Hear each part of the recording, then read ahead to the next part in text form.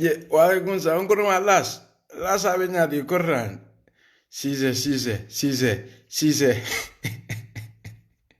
Ngo sungaro be nyadi yelo.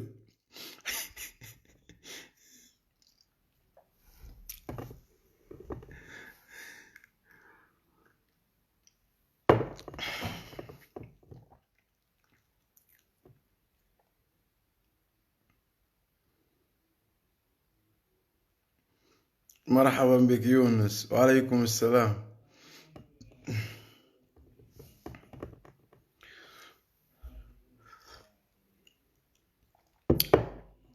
Ngo so jumal le mu jan jaram kol tindingol.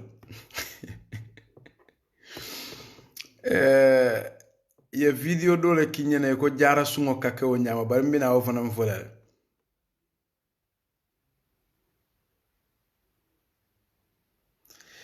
C'est que c'est autre cara.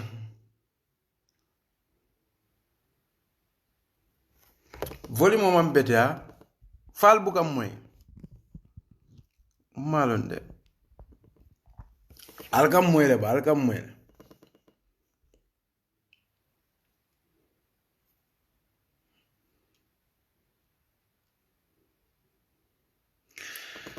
Amin alhaj amin. Wa alaikum salam.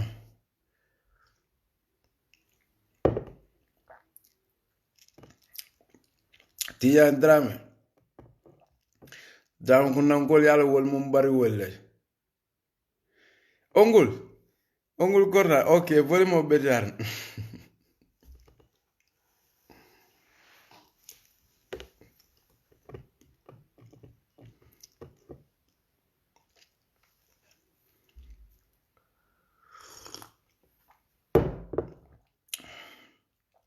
Ongul kortan. Okay, ongul ngajele. Okay, volume mo betar.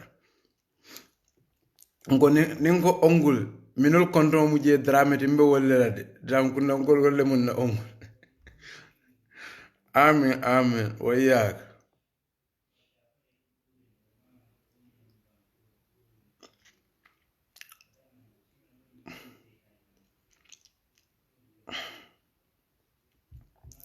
Men ka bo volume mo man bete ha. Askeno jaram ko len sungo la nyamuta sungo la nyam.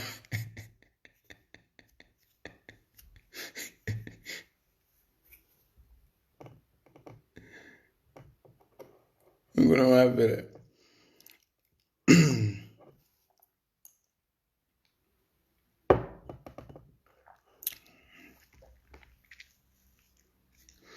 Sheikh Khalid Korran.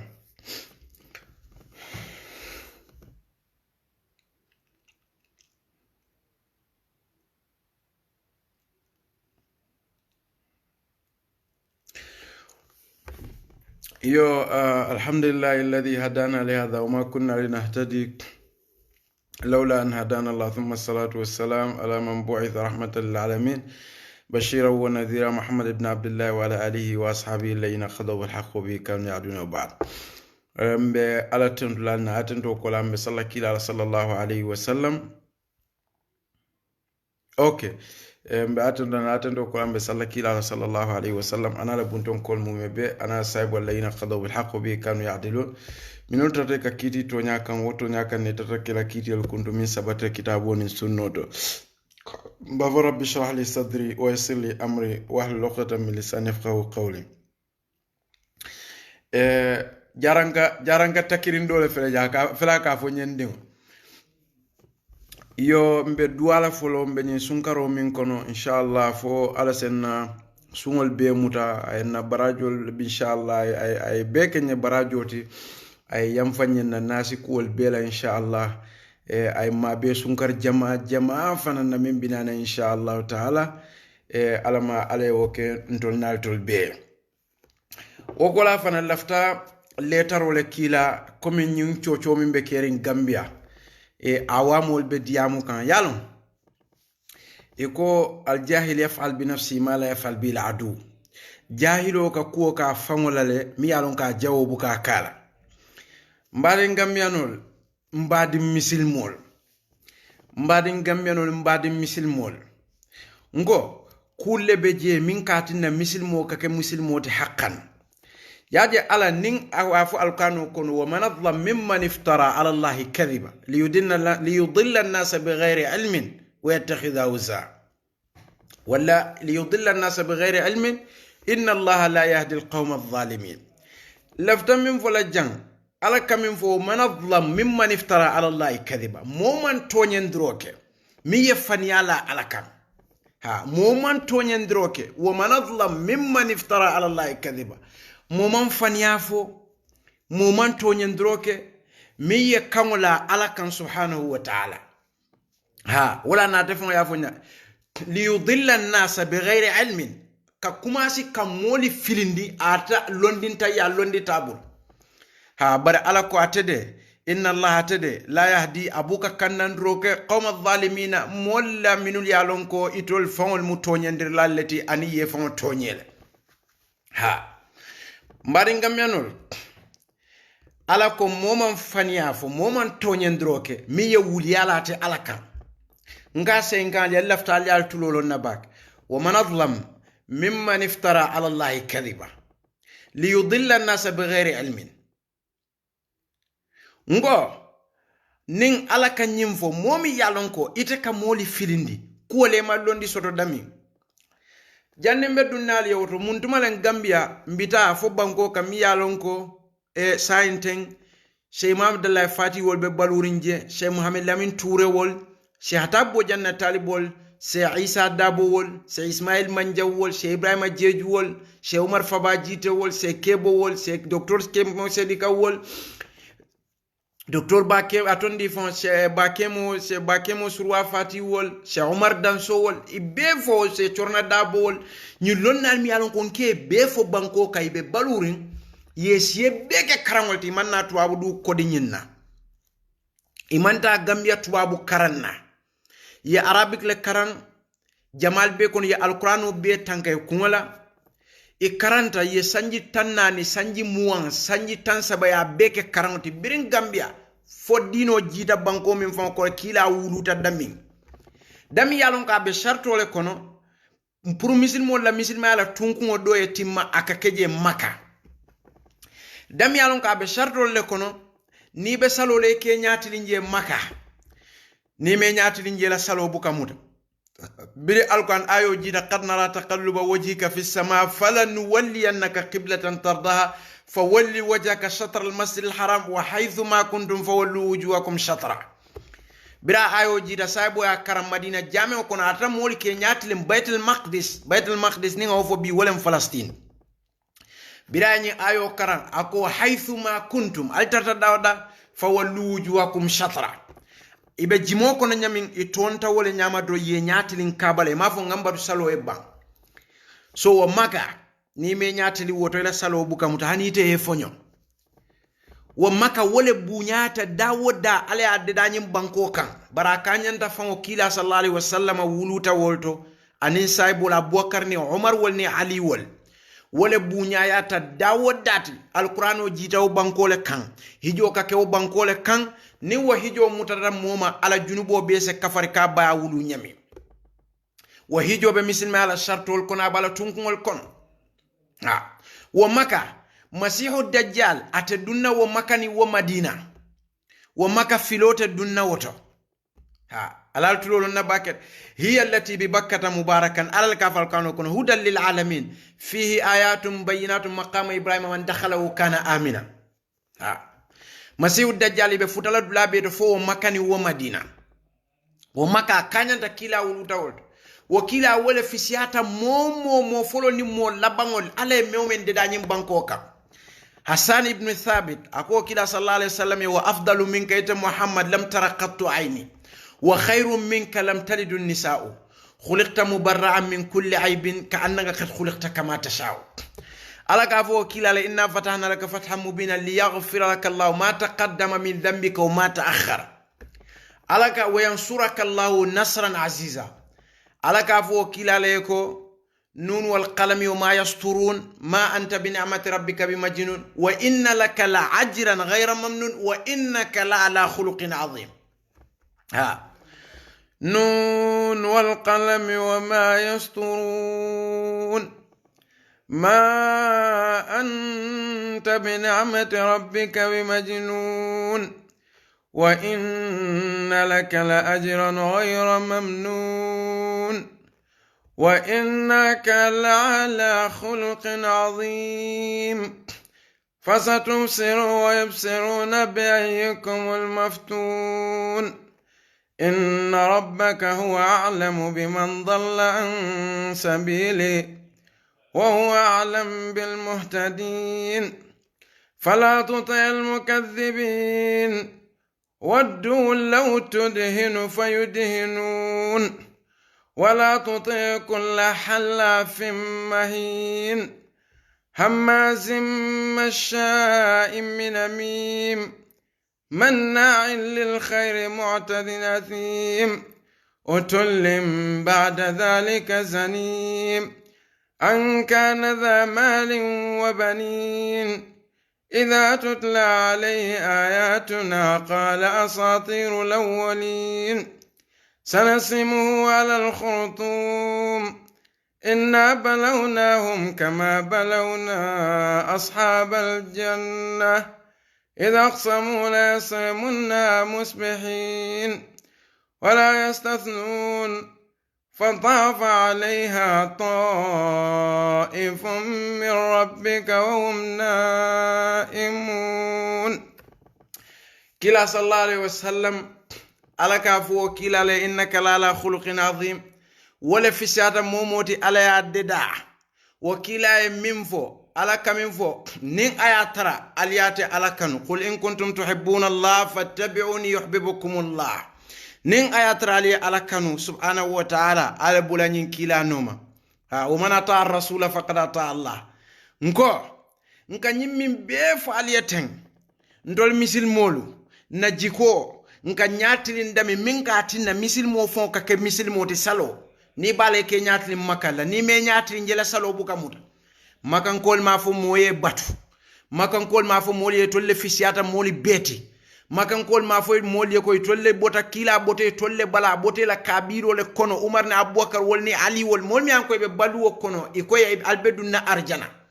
wol ma fo moye batu wol ma fo tolle fisiata mol beti wol ma fo tolle be misil mol be kan hani buñani horomoni kuwo kube woddinkirala ala fongole wottom bunga ya kere kere ka ke woddinkirato moman kuno woto ibrahima duwata woddinkirale rabbi jal hadha baladana min warzuqha lahum min as-samarati man amana minhum billahi wal yawmil akhir alaka hatta wa man kafara sawmati wa qalila thumma atarru ila adhabin nar wa bisal masir ibrahima duwata wodulale alquran jita kila ka wodulale to mbadi ngol fo gambial be kala bankoti ntol mbe silanka ala nyininka munati nay ka fo moliye ko nganyatili makala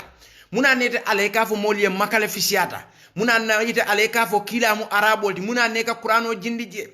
dunia bebe sonni wala fo bankuman so wala mi alon ko dobi je niaji be mapo bale bukaje gambia masibo ketal de souvel pareta munela bari nga ala tentu baake mbadi ngol birinyin ciocobe kering aketan ne moti karadola katu bi mo jamal beje bote kalama mo jamal yente fon kuma nim contente abol kono do fon ka denkilla ka yon kuma mashallah anene man kol ako ate buka nyin dina programme jibe katani ko ate fon mu denkilla la di ba denkilo haramu tale so amanjari nga funga tariya ka wote fo so ngo wa idha qada Allah wa rasuluhu amran an takuna lahu khiratun min amrihim alana la kila yakiti kuntu ko minna ntol man fen soto woto mbe min foloto munanna ala afo kilate munanna kila ka fote atete koy mu misil molete ha kadu femman tarita ka wodla to foka noma dron birin kila ka nyin khufo mi alon ko nyin kabas fenko mi samata muno mi ka santu ka masai birin kila sallallahu alaihi wasallam ba fokan ko ka masai ali ibn abi talib ako kila wallahi ngata dino nata nga miralen nu ali ibn abi talib abubakar ni umar ni uthman ko la atele fisiata ni man to bet ha kila fo fandin dimma ako kila ko nata dino mu nga miralet ndenga mira khufoni ka duma masay wala fisiata dina ka santo masay kila sallallahu alaihi wasallam nata fa santo le kam masay wo kamine tandi jang wala mun na dino man ke nga mirati ndollani mol mi anko hani ni soufiyel mi aloko katani kuma 15 folaten alal tulo ni data leptano to ni docteur ya check na min fay aka fo to nyalem munem kata bilifta ko wayni karanga ya long bari munan na nin dina ko na don gambia mo be ka ke fayla sofoti ha fole su karana fole su dedala saja ke lonnat fita ke lonnat dige ke lonnat moto borinda ke lonnat fe mo be ke muftiti istan kadu dina ko lenat ali yalo ne minat no ka ke ban kadu tumando bata te kan nidi aminke nen tuma kawando kumata dino kumata dro wakantol fangol le ka momo alkano kono tol bele songo beje tumandi tuma ete diamute ke fangol songo folo fo alkano kono so ning ataje ko ma febo amari mu musulman nafikoti face ferol bonda faye abe nidia ko doli den la fangol nyaadi okay abe nidia ko den la afangol nyaadi so wala na ninyin keda dron ikaje ali baba kawan lal kasiya minga ke masibo to kono ikana moja ati ala baruwo beke to karawol ta man kutu fango tay woto wala weldin manole fom ndu wala weari nala ati fon la fan karandi wo fon hani wo fon aman karamo soto ji wala to karawol ka maba korta wo fon la wo fanan tuje sa tate nyunga kate nyanta kila almamo leti mufti aka mol kawande bar gambia masibo ketale so min be je dron hadama dingo wato nin hakilo bela alqur'ano be diamu kan lakira mo buka bolo alala de ka foko ha barinte nga mirata nende nga fengete ne mo dolle be je wol kafote nyinol kafote ani fanialem ninda yusuf nata nga kumofo man dalila bondi samana mi an ko abota kitabo ni sunno kono afonyele dalilole ninna tan ko en fama wol kon bama wol kon fandi wol kon fama wol kon ba okay so i fama woli ani mama woli biritol ya fo itol ko ya bondi kitabu jumale kono nyinin karo nyanta tenten na wotole ha ande malonde barbiri wol ya fo dra beteatal ani wondan dalilod ha kila sallallahu alaihi wasallam kay fem fulale tumbul so wo fem fulol ako kitab ako ma intamasaktum bima nin aliyawo muta falanta dillu min badi abadan alta filan koma burey nun kila sallallahu alaihi wasallam la yantiqu anil hawa ala fongole fo abuka diamala nidial in wa illa wahyun yuha kila abuka diamala nidial anda abuka faniya fo kila sallallahu alaihi wasallam sene ata bake hani jannin tumomi ne kaki makankol abu jahal wolni abu lahabi wolni tanol fo almalo wolle ya tola al amina kaje ko lannamole mat kata abuka faniya fo so wakila le ko ayen toltum minkan layluha kanaharuha atribulo asutu ajokola atribulo ha la yazighu anna illa halik mobuka jenke wala mobuka fil wala fo momi alon ko kunna kolam kila mi fo wala tonyata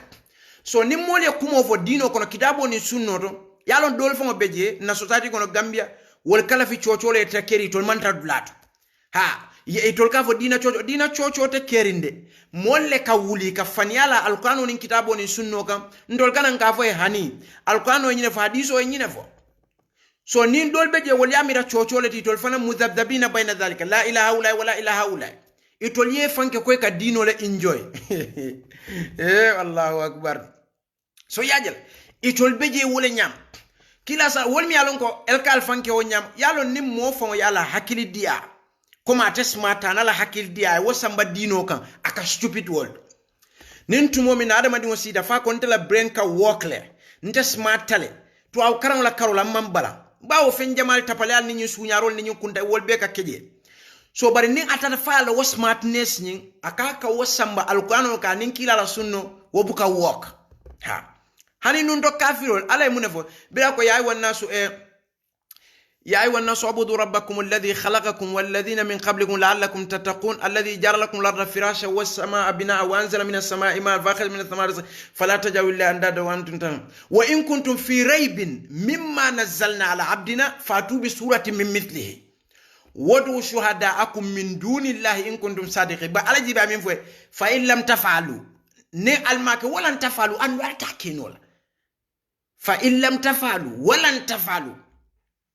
فاتقوا النار التي وقودها الناس والإجارة وعدت للكافرين وبشر الذين آمنوا وعملوا الصالحات أن لهم جنات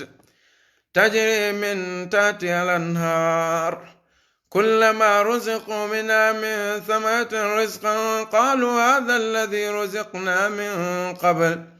وأتوا به متشابها ولهم فيها أزواج مطهرة وهم فيها خالدون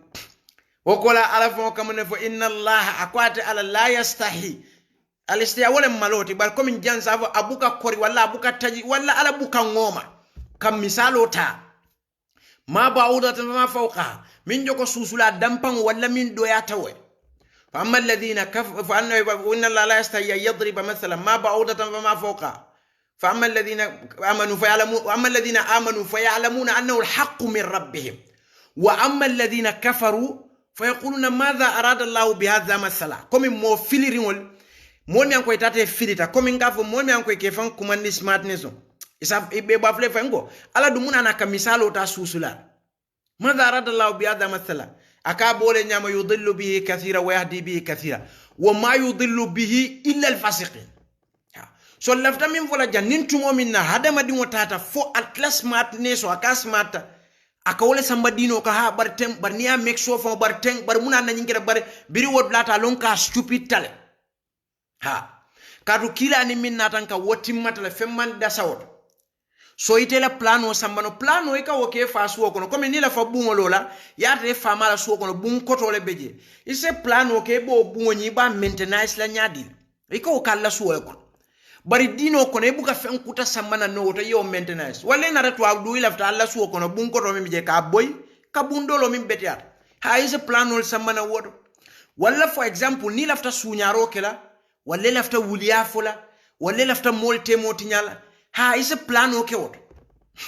bar wo fanande ka plano min keje wayam kuruna wallahu khairul makirin ha wala na mon mi an koy ka plano ke pour ka dino kele ka plano ke pour ka dino kele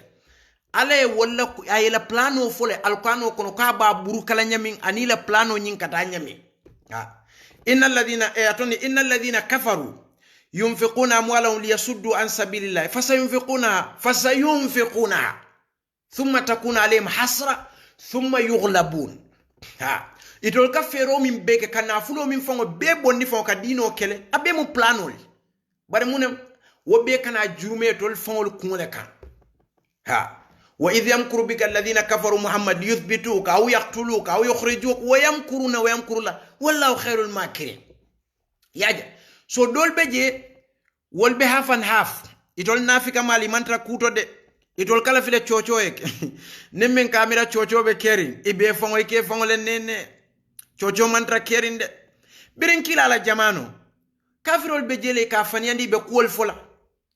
yajel imam ahmad wala jamanul kata imam malik wal imam shafi'i mu'tazila ni ashariyul sotata ni jahmiyul fu ali wollon ne ba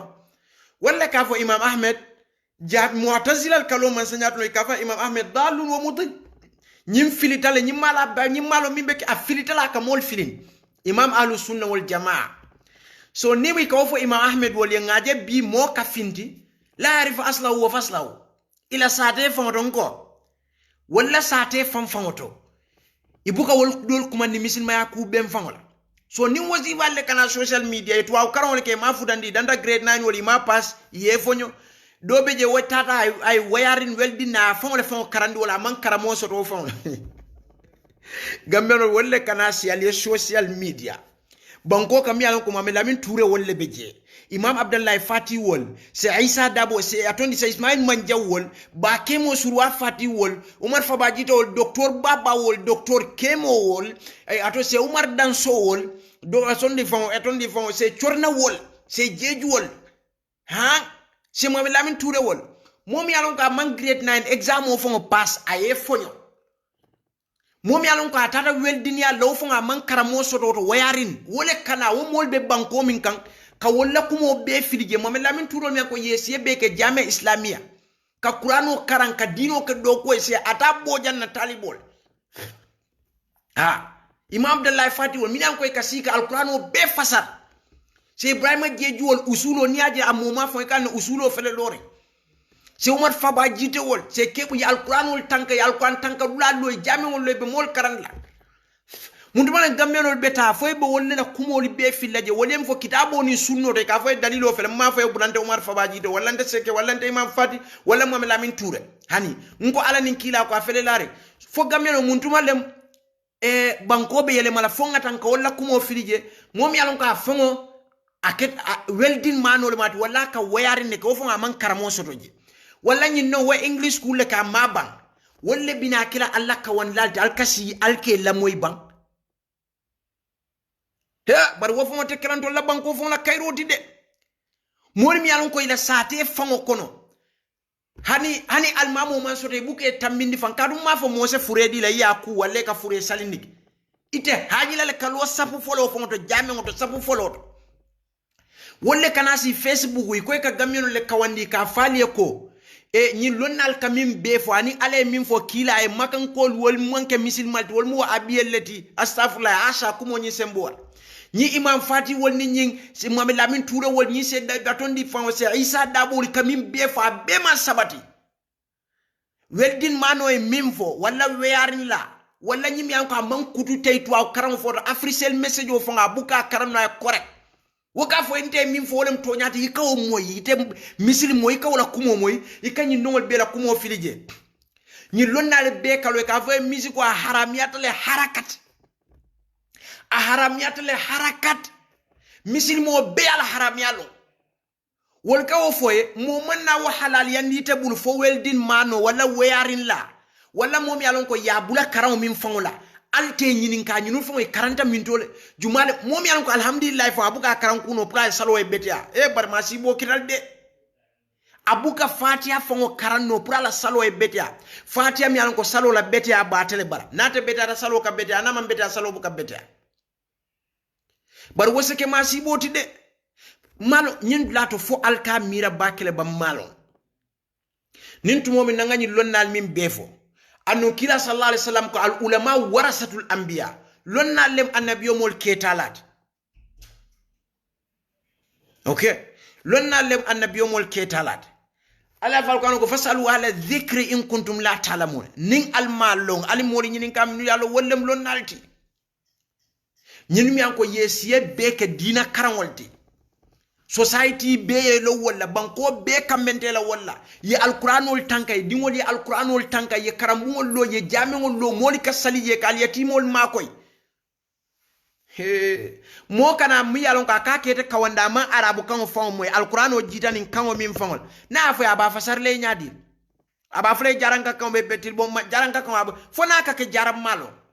ning ay wo foy wo bo fasar le te fon nyadi mbadingol alngang hakilo tu yala balafa min gande fon balafa jama akam balafa ikam moja be safero la facebook oto misil monia to fon jibe maybe ka totra fenke popcan yalo nat ni moto mu popcan ta kontongo drame for example yo jabe complain kan musico datale ke janni be fam badan la ato fango florida to mu akato afana ba to la tomina ko ay wo faline akata to mu popcan net sa kontongo drame ika wotra ka fo musico data foyta kilo fo manya na kaje ko nyimu popcan net fo nyin se musico dandi kata mu popcan net o ba fule nyaadi de musico betar abo fole nyaadi o ba fule nyaadi ko musico man beti aka ye tomin di atla ibrahima wala muhammad wala lamin afama birika kuli ye tomin di ala birata tara menta kate to mu popcan net drame wala sonko wala baro malo fo wol se finti ye sheikh wol neng ye kila neng ye ala neng kaje ko wol min fo wonta musico datale akarta misil mol wol dol na manke ka sali almamo ko may famol buka salno e fay nko nde fana ni mo jamale ka kacha ni mo jamale kasi nka bala fa baake mbadi fondinke dolye mo kada sanji tansa ba sebe sanji tansa ba wuluda misilma ko no Gambia aman salo la chartol be tanka salo la charto min be ka ke salo ko na mano salo na tinyata ka deda nyaadi a mano ha Cheikh Ibrahim akatara jele fenge beton ni fon alkaline baro ko ene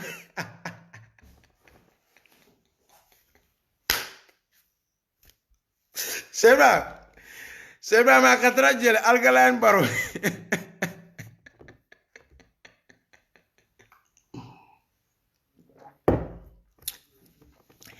Sebra nga alkaline baro jelde okay so igaje wo ato ni ika akontongo damma akontongo le katine kalon ko misil molam ha barni ato karan ita fon kamera mebi abota Jamaica le wala abota Panama wolle to wala tinyan banko Jamaica Panama wol patika ke dami wo ma fon la wo ma fon la so barni akontongo ride ke ita kalon ko Gambia no wala ni natalo nyiyele so wala kana safero ke Facebook oto mi ya lon ko salji muto fon amano nyanta ke nyami na e salo fon wulindi nyala mol kono na traite kam malu isef bo yefa iba fule fe nyi misil mole ka salo wulindi tamba wala anni so wala kana safero ke Facebook or for example yala fo imam fati wol be min fo fan yallem se mo la min tudo nyi masayikho ani buka wol wul yandi de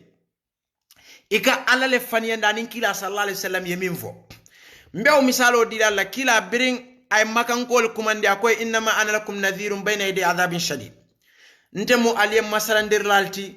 nay nyatlo yangankato be jemi warta baki janna ka o foya ko makankol ye ko bila e benda ko e ko ninkal ye ko nyinkonko ko ma molle bije binakan kanalfa akuntu musaddiqin fo albe o kumo nyin toñandal bay kay taban e kay taban kende ke mba toñandal muna nanta toñandal kadum melon fenna fo toña fo akoye ko ntemu aliyem masalandir lalati biray wo fo dron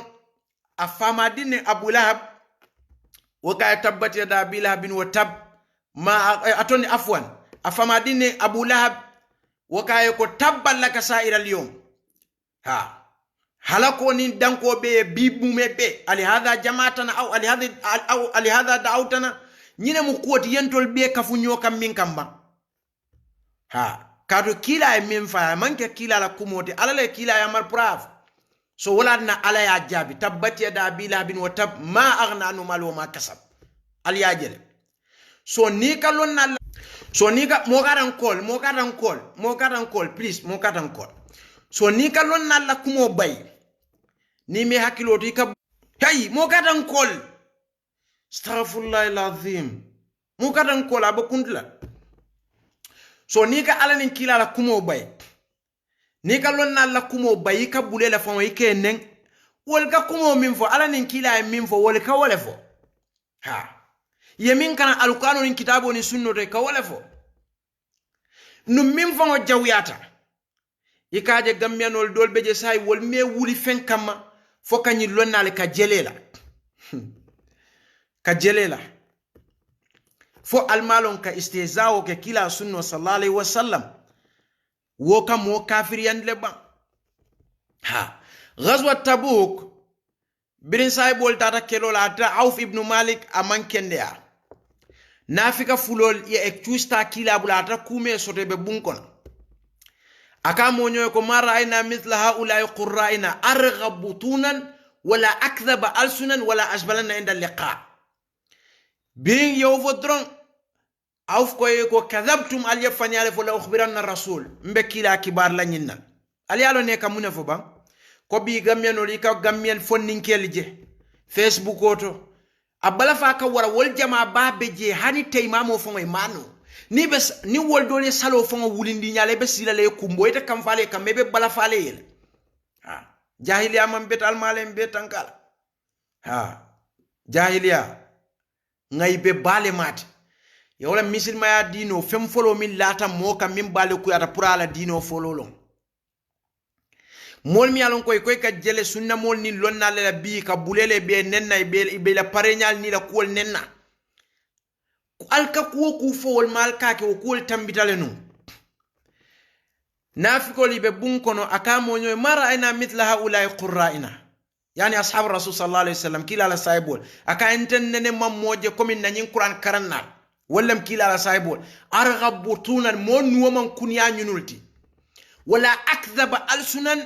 mon ne ngobuka faniya foyti wala asbalanna inda liqa moman joteti nin kelo site ke bor yo fo saibol le munane bi mon mi an koy mante kalama pop kan drame wolning alkaline sonko wolning movado jambe wol munana wol dolte lola ikafo imam fati wol kamim fote nyinul min kafo misgo aramiata is nonsense foy se wofo ha kadu musulman nafiko wol sota minu e kumo fo min jawyata tol tati minul koy mam mol je minul ka fanya fo in wokuni ata domoro ka tamme kilana la saibol ha ndu mo fana man jotete Anas ibn Malik akoye Auf bin Malik akoye kadhabtu mali fanyale fo la ukhbiranna rasul mbe kila kibar la nyinna Auf tata puruka kila kibar don alquran ayo jidaka saba qul ako muhammad afoye ko abillahi ta'ala wa ayati aninna ayo kuntum altartanu tastazi'un alkajjal wala qul abillahi wa ayati wa rasulihi kuntum tastazi'un altarta alka wala jele bang alka wala gar wala ya bang alay min fo alkano ayo laban la koy muhammad afoy ko la ta'tadhiru alkata fenko ni la ta'tadhiru ita wala mon ikata excuse ni ha comme excuse teje la ta'tadhiru qad kafartum ba'da imanikum alkafiriyat alla limaniya kola ha ali ajele ba qul la ko muhammad afoy ko billahi ta'ala wa ayati yani na wa rasuli adi ila intala kila sallallahu annabiyum kuntum altartanu tastazi'un alkajjele wolle la ta'tadhiru accuse qad kafartum ba'da imanikum so ninga pop kan songol je alkalan jambe wol mo fado drame wol ning malon be sampol jambe wol ninga wol je bi kallo social media ika foko musico aha abetiata halaliyata le ayatara woman fatiha fangono ik a konton da maleka lon ko misil mola music la alka fale ikam badi ngameno dolje ka duwe music la alka fale ikam badi ngameno je ka sika kumbo ba fango de ka kumbo abadi wol ka fa buga kala mutafam asa yele manda kala provide lot so ni imam fati nata mohamed lamin touré wol ñi masay xol be wol ko musico haramiata le fo ba folale ko to nyale woti ba mom yalon ka teka mu misil mo min fonte min ka tine ke misil mo do sartol fo ama wol beno ama wol belon ha lin lafto misalo fulale mbadi mo kendo dol be jan to awduje tubitale afwan iye misil mo lemuide ye to musol soto tubita ikante kol ikabe hanna muso tubita bar sa ko sal kunyal dum ikanyini ka wola min kam bala fa wo fonto ite fon la muso e tuba ke misil moda tete mo misil mod so pour yew karandi la salole ka minke imalo wo ka kenyadi nin tol ko min be ka futante yusuf la nin ko be o be fo la jambe fanike la janne do bi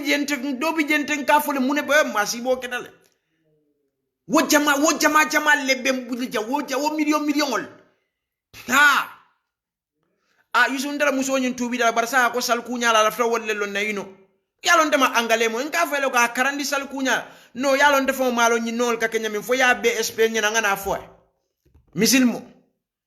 so ni wasifa le kawli ka fo imam fati wala fo to nyante alquran min fo wonte ale min fo wonte min bala fa be kana wara to aw karandi ngo mi yalon ko man grade 9 exam o fo ngo passa felta e fo nyo karan la momi am ka tata weldin yalla wayari na man karamo soto je wo kana lo ka fo gameno le musico a halaliyatal abuka alquran o fango karanno ha ite mira la o fango ka sali nyaadi le momi buka alquran o fango karanno ay correct o be fango fango dandino le te nyaadi le fango abala fa wartal de wallahi alazim egyptiano kam fa yutayir alburj min an-nufukh ma alle ha fo gambia bi ni lonnal bebe je woli man soto fo mo lebe je min ya lon ko weldin manol ni wearin lal ani mi yalon ko tuwa karam fo nga ma pass ya aye fo nyo grade 9 wole kallo aka fo barin ko inna lillahi wa inna bari yalon bari nyimbe hadis abi hurayra hadis o kamin fo ko sayati alaykum sanawatin khadda kila sallallahu alaihi wasallam kamin fo ako jamfa jamano binal kan nyin dol beje wol mu dunya la bon taman serol ako sayati alaykum sanawatin khadda yukadhabu fiha sadiq isa fania fola bato nyandije wa yukadhabu fiha as-sadiq isa tonya fola ba fanyandije wa yutamanu al-kha'in isa jamfa moke lanna moti wa yukhawanu al-amin isa lanna moke jamfa moti kila sallallahu alaihi wasallam ako wayantiqu ruwaybida ako ruwaybida sadiyam sahibul qaid qila ya rasulullah ita al-kila ma huwa ruwaybida mun ruwaybida ako rajulu tafi yatakallam fi umur al-amma ibatara mo furgo mo kense mo akata diam kam manto bela kuwa ni ko bankola kuwa afo ni ko dino la kuwa afo ayatra man fello ajailima wala nak hadiso ke abiwre akila kamin folo yanna min fo abiwre aka yusaddaqu fiha al-kadhib aka ko fanya fola bay bola kala tonya moti wa yukadhabu fiha sadiqu ya tonya fola ke fanya folat wa yutamanu al-kha'inu yalanna moke jamfa moti yalanna moke ya tonni ya jamfa moke mo kendo ya kellanna moti ya aks wa yukhawwanu al-amin yalanna moke jamfa moti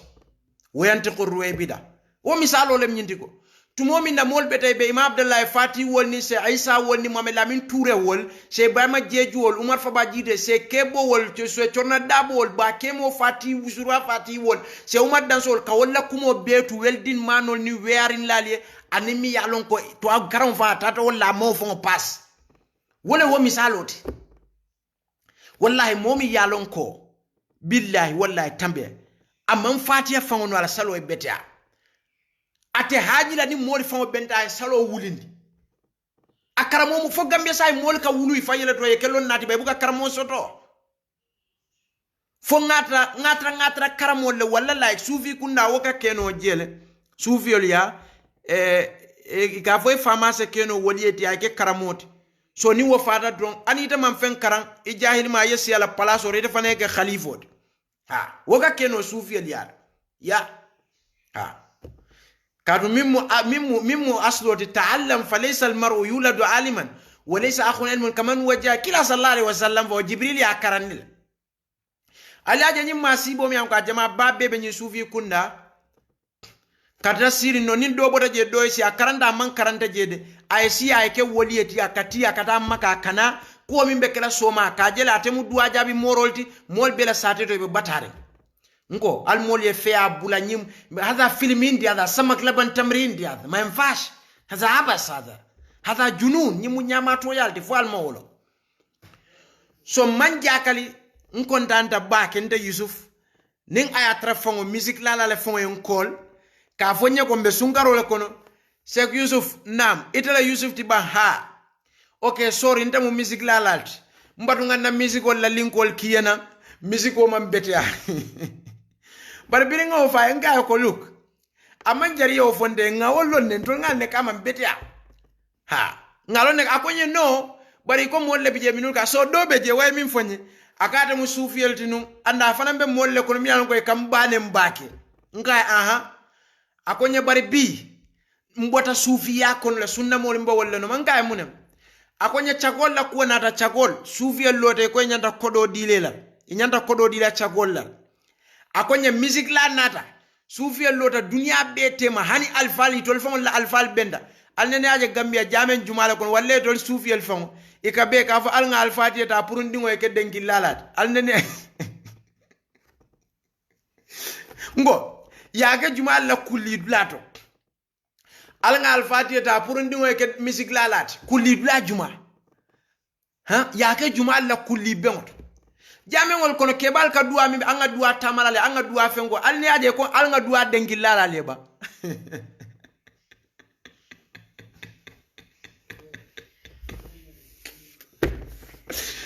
so fonni ngenye min fonye akonye sorry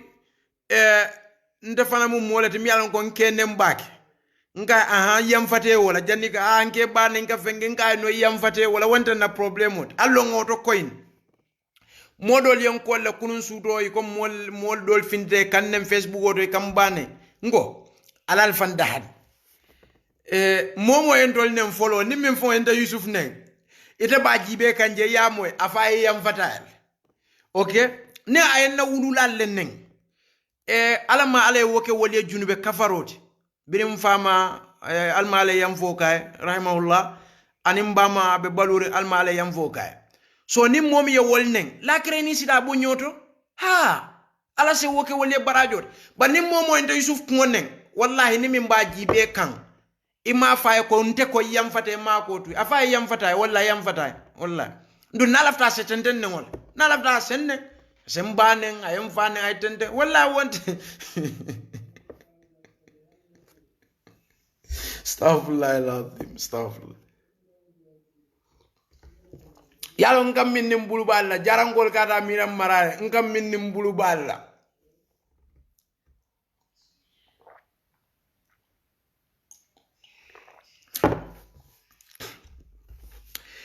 kila la saibol tartanu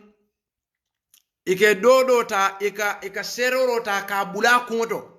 ya fara fo fasim fara fulo tema kuma killing abuka bu ala dino kan la kuma killing alimbat abuka bu ala dino kan la kuma killing ika seroro ta ka kuma fara fasim yaje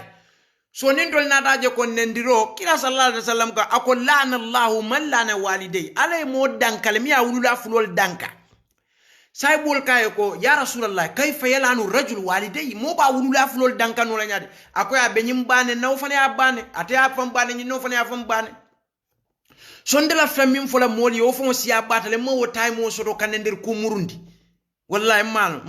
ma wo tay mo soto surtout aka mo barako banne nte nganda wululal kanu bake surtout wulula yanki karanula mfama fata almale yam fo kay yaje sonde man na fensoro balwo kono fokasi na wulula min ketani sababoti kawone ha no mamira no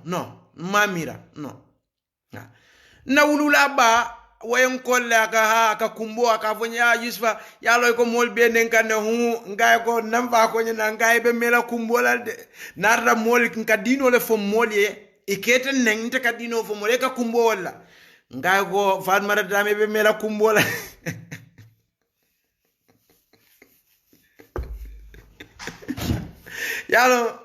yala tamutran kunnan kolta manke koringot ongul beja ongul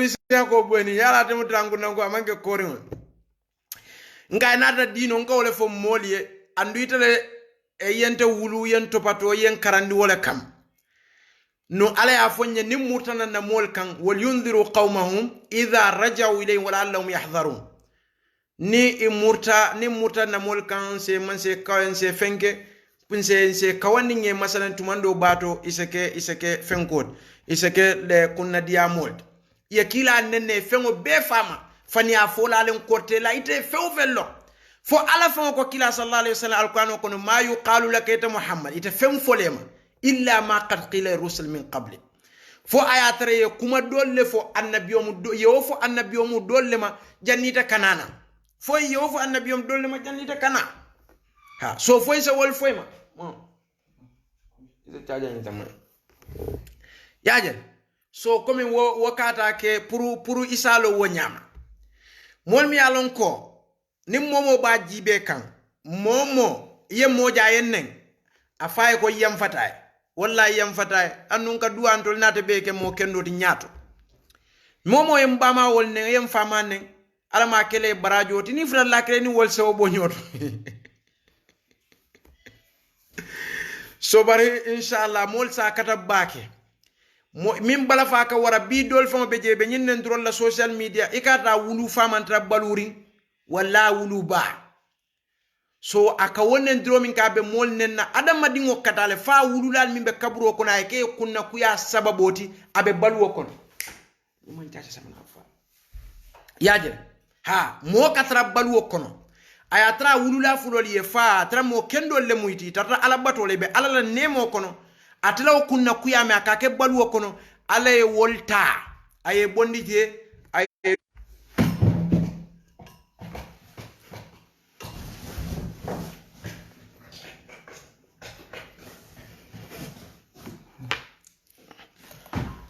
algam moylewa haramuda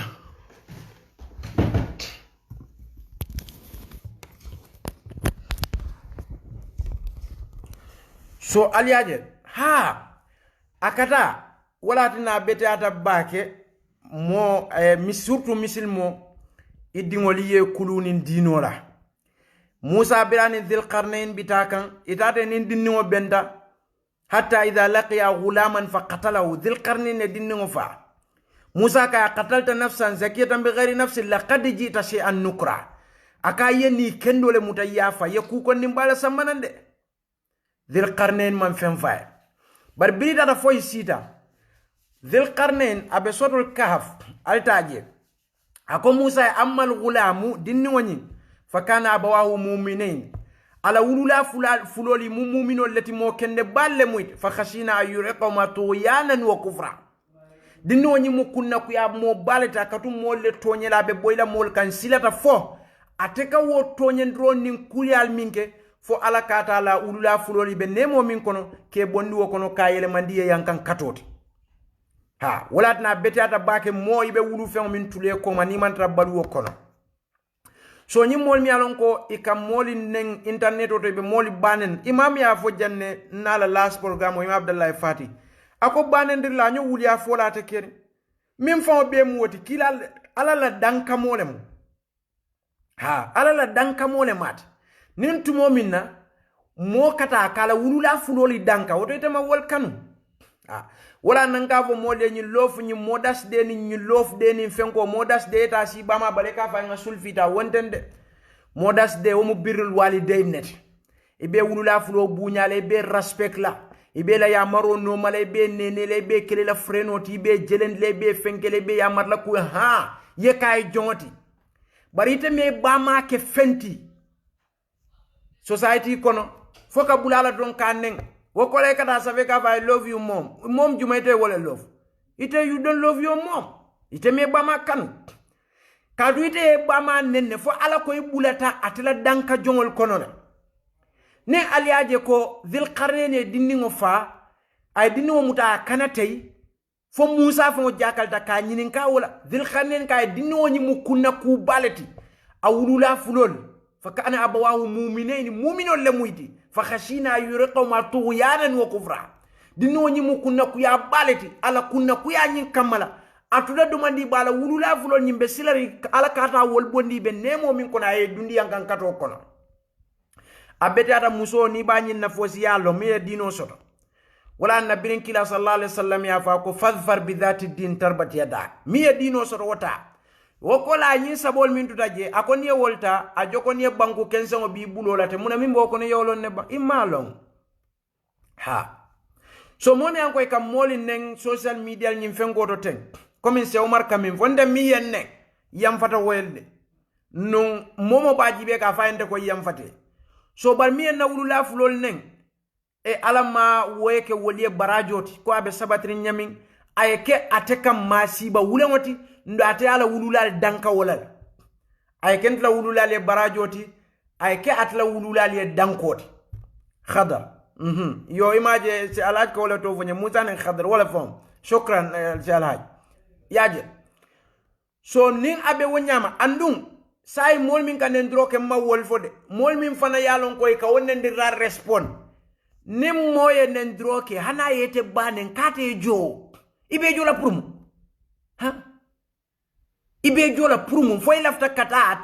atebe wo place o min do lafte fan jindla wolto bang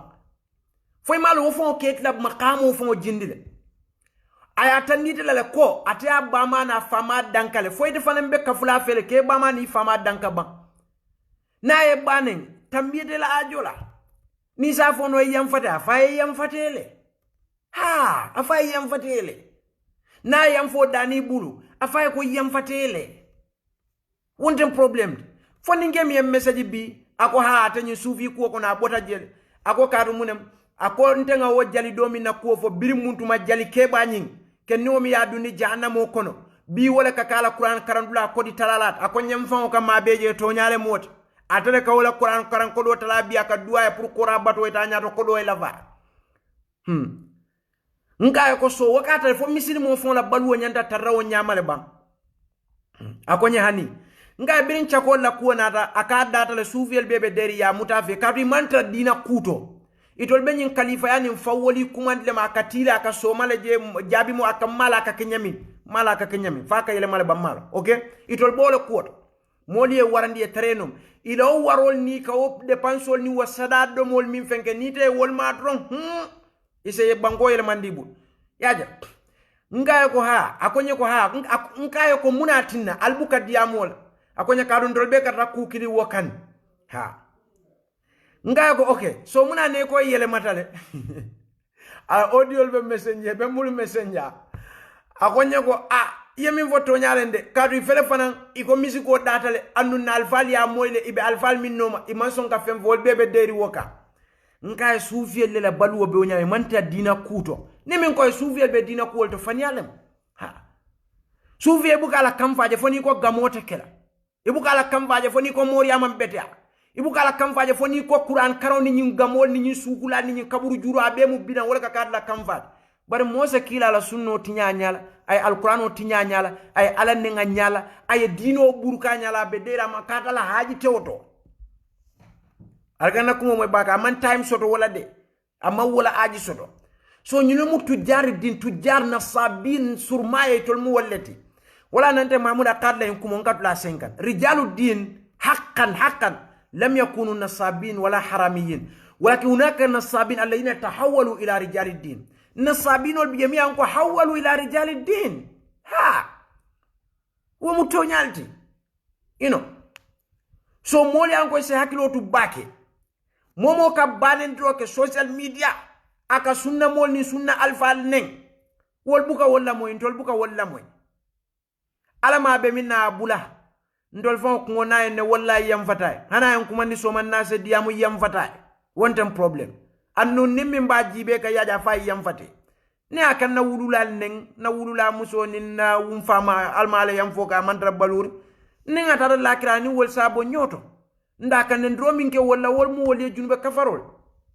yaje wala musunna mol daji ko andum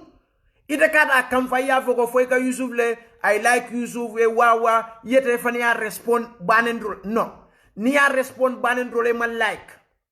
ni ya respond banendro le iman like andi man ken na friend kitabo ni sunno like na Yusuf like so we min fo ite kada banendro respond so Yusuf lo fokate bula eta mo banendro ke eta a respond banendro man la fal al katak no man la fal na en defo ne yamoy afa Yusuf ka yam fate bari man la fi comment so ya fe kanta defende fane ya banen kata woke man la fi wala so min be jentol be nga anin fulan nyango ego sufiel se Ibrahim otumo nga jaranga parel mingen no jaranga parel ni jamma fon loxa spray mata nga kapo jengen ego sufiel ka wolle janja ni nyote ma sufiel so e ka wotumo nga foela benna Facebook oto e tataji wotumo nga balauto manum follow ke mingeda balaut fo fanati yetanno video jibe na alhalo boto nyadil bala alhamdulillah nga ala tentu bake mo kendol imam wol se Umar wol mo kendol inatan nasiha nga wasival bula alma ale yam fo kenye wo pare sival ni wo fenge sival bara kanjele dal sori hakanjele soari mbali baru so nga wo sufiel ka wolle sianyo ngo e jama dol ben na Facebook la nge delete num bari bu ka bang so e dol kam ma ko e ka dol tanyeje okay mbe min fola woto dron comme Musa alayhi salam ay min fo Firauna e mbo unka wo jabi walla ha ndol kala filo watu nga tubi nga kemmo kendolti ndum momo fananse tubi no yeke mo kendoti nka wole nata hani nyin o boy wol ni esti wol fo altol malo ni alla kando na rese tubi no yebete akata minda Yusuf fangola ha alma wolo kende ke fon isena yena ka sunna mo balti yena ka sunna fasala balti ha ko Hassan ibn Sabit tatanu nyami ay suku no nay moli suku kamda ani barbira tubida ala wo suku no kam fo kila ka fay dhubana ya Hassan so inshallah itol fana se keno mo kendol tin fito e taminder bari alon suufiyel malla fi moy beteyade ngebula doku balla no na tawol kawol si ngebula doku wala so bari ngamin fo e Firaun biri Musa tata kan na kafnyoma do je Aba Umair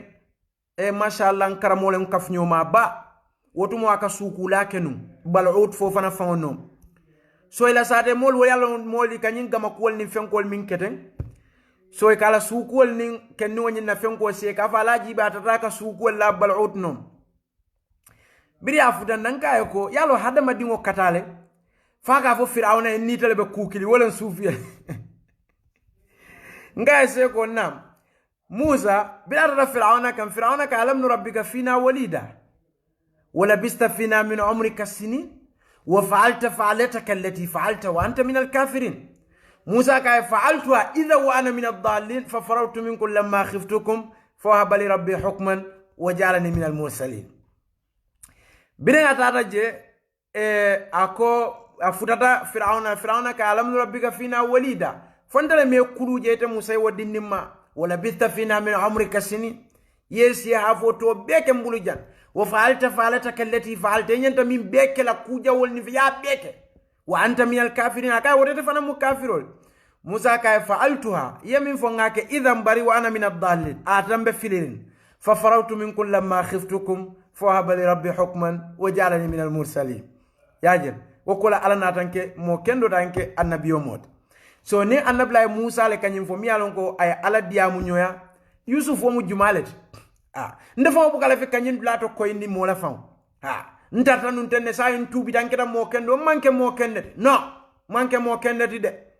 uhibbu salihina wa lastu minhum ngamo kendo kanule bari mantre kono wallahi alazim alma alayhi sutura ay yam fo kenya ko la minul tambita misil mo be ka dua itol fo sufiyali kamin kara lakhdari kono ika tubi le yen nimisa ko la min kete bula kata ke kote pour yeke mo kendo bari sufiyali alon Allah imanta dina kudo sufiyali ka tonya fon ja nyala aya yele manda ke faniyat sonno natalol ni ala yetol jarabi wasiyala alkasiyaje almala wo fana inshallah almala wo kenya junube kafaroti to law wasiyala inshallah bari mawwo wato fon soto kaw koyndi andu manke mo kende dinga mo kendol kanu mantre kono wobe koyri yo so ngani masay khol min be foten tu Gambia banko be kan fo Senegal fo dawoda dino ton na alfal minu yankoy tambita ya kata karamol nyenka atondi fo majlisol to alnene ajele side ko alnga duwa tabam pour karamo kara ke dingo ay ke music lala se atondi fo ngamo fengela kawndo fo ta kafo Abdou Jida Salanni wa rahimahullah almala yam fo kay akoniye moro tara wala lonna dingo tara jalyala ako yow nyini ngay wadi mo bonni min tol Abdou Jida Salanni wala kaseto la kanyim ako yow nyini nga usas bunka manjako min na kuofo bir misil mol koy ba dankala ay malum foten ninte ay mune foy for ribale ma foddo lolem akoy alka ala min fode ala wala danko be mutala bara altol ta wotem mutala kata koy alka messenger imadi fana ni ka nyabe nambe Facebook ika muri kan call messenger abe kundlale kata wujum ka mo garan call messenger hay usas buni wala fo Jida Salanni ngoy wole fo Abdou Jida Salanni rahimahullah almale yam fo kay akoy yata ko lonna karle dingo he nan tantan jaliyala ala nyinin ka wodi ni wa bonni min tol falma wala moy Jida Salanni wala kasetol falma wo moy ba so nyin soufiyel fondi ngem yalon ko bi akwate bota nyin soufiya ko na fanantata kannen ala ko bayem bala fa baki akonye ko alkamin be foto nya ndol la moli kujaw kete Gambia ise findina ya fa bete atal anga ko ndo hansa ngatade kuman soto ma fo mimman bete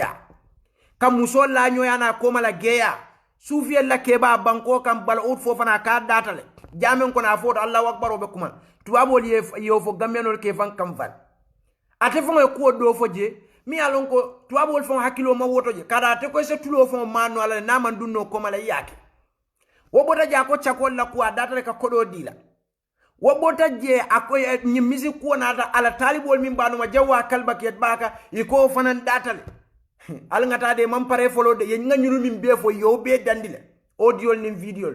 so alsal hakilo tu bake mbadin gammianol nani lonnal mi an ko ngela kumol fo aliyela kumo moy falyahdhari alladhina yukhalifuna an amri an tusibahum fitna aw yusibahum adhabun alim ala ko mol se hakilo tu bake akoy se hakilo tu bake ise ke ku bake mol mi an ko kala ya maro mukhalafa nyoya an tusibahum fitna jang ase keno kuranoti yanga kato fewo fen konko kuran sina mobu kala kuran se bodami kole ase tu jopila banko kando motalo namunem so mol se hakilo tu sifal to back sufiel wol ba bele dandila de andun sufi kilin na kumata ku kilin na dandi ni nol be ka bulano may songale buka fenfu ha wobe kadu munem ite ala kuto wala nani kana ka wondo fone kam mol nya kono jibel ni nga nyim fo nyaabe dia ni nga nyim fo nye motole babu soma kodo bata blaka bu nyawon lol datina makoy la aba am so ndol sunna mol ya wote je ninda Yusuf na danga kumo fo jami alon ko mistake da ni imam na da korekin wala se kem wala se umar fal malon defo be murana ngafo ngani min fota mistake olem bari se ko fela fota tella dalilo sayata fele imam malik wol tarte ka wala ke sahibu wol tarte ka wala ke ha malon fal kan na kumo mo wallahi ni nga kumo min fo jam malutan tol yaw don do be tonya nyinol nga kumo fa man se go nata imam nata fo wala se umar mbida nga fo salamu alaikum ko alimbatu de ndenga nyim fo jantem bari mistake tal de segol ko ten kitabo ten dal ko ano jabo wo mu jimi wolti ko min kanyim min nyami abanda bar suufel ya woteje ikaje suufel ya mo fon ya fo nyeno atata suufi ya kono akoni suufi findra ke ba ko mo fo mi alon ko fanialem ikaje suufi dol ye nyokuma ndi nyin karo ka te bota kankar wala mi do nyim bota kankar kunnan kawla karle wolile bala fati de nyim fengeta wotuje isaje yede wo ko itolla kawoni la bunya ye wala tamini ala la kitabu ni anin kila sunno sallallahu alaihi wasallam fo alma wolomba ngani min be fo sufel ya be dandi nyen ila indin wol min be diamola weldin manol ni to aw karana ala fo yela sufi ke bal samane la pejo kan ye nyini nga misi ko data le fama ndali aji be mune fola misi ko haramiyat le harakat misi zeno fo en kol akonye ka fedele ko se Yusuf ba ngai ka fondle Yusuf Sonko akonye ndam music la tina YouTube lingo fel music wa be haram ya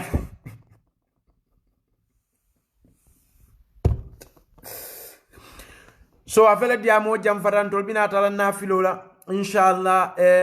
mbe jumalungo nga letaro kilo audio WhatsApp group olto pour juma kutubo be Gambia ngalo ne ko Gambia misilma kendo be alo ne ko music wa haram yatal hani ma woto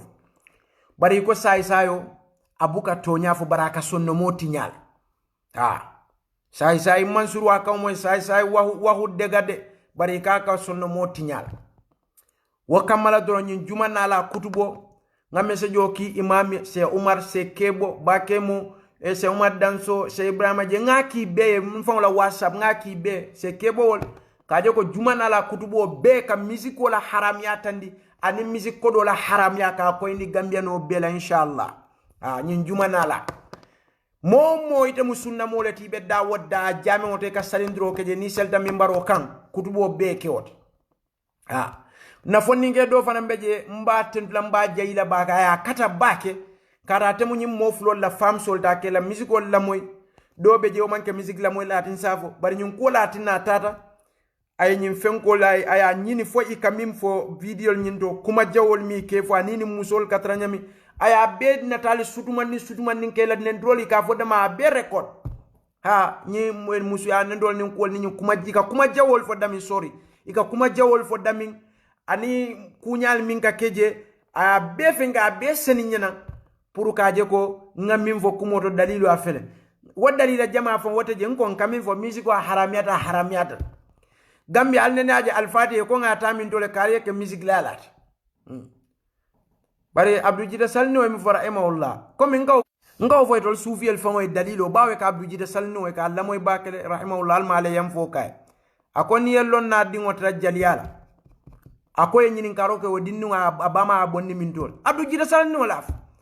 ndi tol soufiyel kanun tele mashallah tol be nga kanu al male yam fo kay bare tol koy ni wala be kugile ta ye wala kaseto ta yo wala moy foy be findana ya fa Abdou Jide Sall no fana min fo amanke comme Abdou Jide Sall no fo na diamo mbole ke rahimahullah almala yam fo kay ya kata ila nasa kuwol ni la mistake almala yam fe bari ala nin kila min fo mbole fa fo la no Abdou Jide Sall no min fo jam aya fo gamadulalte do gamadulata fo aya fo sate min to aka je to fo onda fo gamadulalte aya fo gamadulalte aya fo sate min fana do aka je to fo ala ko moman tonyen droke moman faniyafo miye faniyala te ala kan wa man adlamu moman to mimman iftara ala allahi kadhiba kawliyala ala ka liyudilla an-nas bighairi ilm pour ka moli filindi ata londi tabuluje fo altol malo nyindol fo ke fan kuma ni modi kunnanka ko be mori kunnanka fasal ni sufiya la nyin jaylo dol kawol naka be mori kunnanka fasal ndele mo mori kunnanko ndem mama na tundo e be alon morole ma nde fa morole nde bota mor kundale momin ka mor yake birin gambia fo france mo mor ndine idol beje ka wewe ntenga millo mor yakono birin 2003 kana say idol beje ka kidi ka Dakar woli kana mawolonte ntele wolloyti amanke do manim fawon biri la nyin katu mo ni musalla sol ni muhammad sol mi ka wol boy nyin jinol tol ibol fola jumale ndol wuru da mor bu min beje nga belo momo bodando la sare la nyininka wala mboda tundo min ka nyomi ya nyininka nde fama fo momin ka mori aka birin gambia fo da fo senegal fo france mo mor ndi natiba ntol ma wol bela ko jibe wolle ko ngata kitabo ni sunno kara ndara nga kara to nyama natan ko e ba nyinta nyinam so ndol ma wo fo jibe ka fo fama la nyinde ba mala nga to nyafo o gola mol mi an ko be nyamo ko no kaje ko itol be mor fasal nim fengo alqual kamin fasa nde boda wolle bala amam bete sufiya la aqida be lori min kam batila amam bete be Qur'an karangole mu e atondi fo gamo kabur bato ye musol li buddo mor ndi banko la birin jina bisaw banko be bila birin gambe banko be bila fajina bankol be yorondala mol kada bankol ke sare do kay kana juruma kaburol kan nin gamol kanake mol ye banko do mo foy batata musol na ko kodol be dua jabi moro enam fenko ena gambe enam pouring africa idol kamin fo ni alaka diamu ikaje katika tay makay aldua bang gambe ke ko frankfurt abubakar be janna la nyini kam frankfurt la aldua gambe ke frankfurt amay falma fal ka ful alayak ndo i jamal be je wala nante nka jakali la kola ika moria min fontele wolloyti ntele unte mama mu morol nte fama mu morol e ko mi wuluda be lemna kumo yiro kan atata fatimin kuro kono ika woni nka kumola mo mu kumoleti wo mu kumoleti imawolo ndo afoye ta na tundo ndem mama yeb ikadam fama yem mama fon ya to voje amangam fama fon dim mama fon amam beti ay dolle ndol ki karam ba ko Yusufa ta karam ya alqur'ano ni fenko karam ni nada Yusufa to nya fon ni wonta lakiram be lon la inni alatema hujjam be kala dalilot Yusufa ndingole ngaki ko an karam bilanata amanyim fonye ndata ala ya fal qur'ano kono walaw la nafara min kulli firqatin minhum ta'ifa liyatafaqahu fi din wa liyunziru qawmahum idha raja'u ila allahum yahdharu alta dubai jibe fo se zaid wali kam moro le batu sirifo le muyti fenko le muyti abu dhabi wol gambi ala independence ro sanji talu se zaid dubai de data sanji tan saba se zaid al nayan alta je jibe on be kere duwa jabi moro ina fanyale mu duwa buka jabaya mu duwa man soto duwa jabi moro ina ila sate to molbe de la hajol fango be dendi la sate molbe fala silol kan bagu silol kan nin dulalto aka duwa jumale ke min ka jab moro kata bun ko na buka findi kata salo fango wo mo musulman sival ika fonte moro yale jamali beje manyin kuol fango ika kumo min fo mori al mi ka fon tol dol wallahi amanke diamoti famfodi nte ninga kenna do ko nene te kolomo kat lambe balula la fonga fa ndebe français ngalo modol beje kan kumandala nyaadile ike nyim fenkol ike ite fo kalon ko ibe min kam faniyale foninge ya fonye jang abespe ne manda tovol akala freno beje ika moriale alundo anabe sira be kacala ka kebal nyin ko akayen ko fendeje ndol nimma wuliya fo mbuka baluno nimma faniya fo mbuka baluno bira fo nyin kayo ko ate tiliya to nyale fo ni minul balanka duale ke mo kendol fe wo fen finira banko kanyi suvel sa beten wallahi nin aliyal tulo loida ibal be sabala nyoko ni nal bida jahannam wa amma samudan ka fa alak subhanahu wa ta'ala ka fo kila samudan kon muhammad fa deina o nge kandande bar munen fastabul amal al huda ito le fini bante yale kanu katambi kandol ha ito yi laftale ye fili ye wole kanu katambi kandol ha yi laftaka fili fal malo mol ben na banko kan muntuma le mu hotel do kulal atondi fa docteur leptano to fital fole su de dala mobile de dala ibe kala lonnal ti ka kawando ke banko kan mol ka wala kumo moy ka lonnal filiji muntuma le mol fo mol kana minto mafan mom ya lon ko grade 9 exam fo nga ma pass SCS wol ni mas wol malika ma wol fa pass no wobita mun pass la ala kitabo ni kila sunu sallallahu alaihi wasallam fa ka daw kawandi mom ya lon ko atefo ke ta fay weyari lata man karmo sotoji wolle kal kawandi alka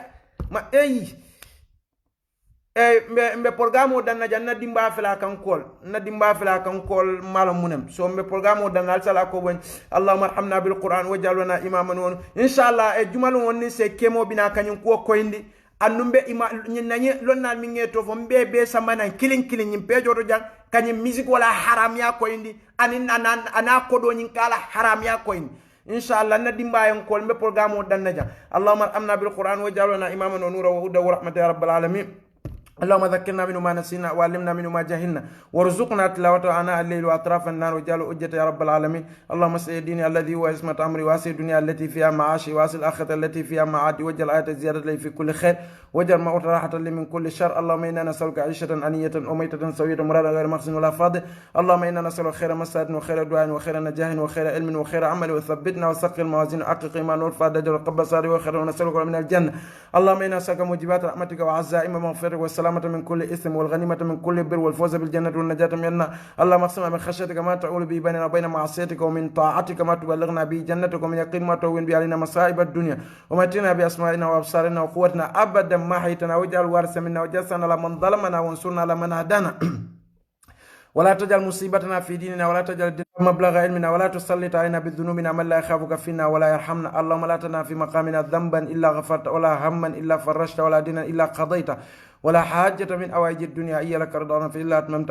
رب العالمين اللهم أبي بنا إيمان وزينه في قلوبنا وكره إلينا الدين اللهم اغفر لنا ما قدمنا وما أخرنا وما أسررنا وما أنت أعلم بمنا أنت المقدم وأنت المؤخر لا إله إلا أنت سبحانك إنا كنا من الظالمين اللهم اجعل بلادنا من أحسن البلاد آمنة مطمئنة إلى يوم الدين على بركة باكي على ما نسمول بمتلا إن شاء الله أين نافلون لنا لول بمتجي نكبارول من بيكي ngani khalso sabati ndije nin kake molle kam alama ala katan norindal molla la foni la jerkuwal ninga tan kake ala dammale kamma inshallah alama ala ya mutanya ni ikhlaso la ninga mistake ko keje o bodantol fangol la hadama diyale bala nin tumomi na betata takuta to obota ala bala atale timmata atale fanan ka kuwol timman ala baraka bak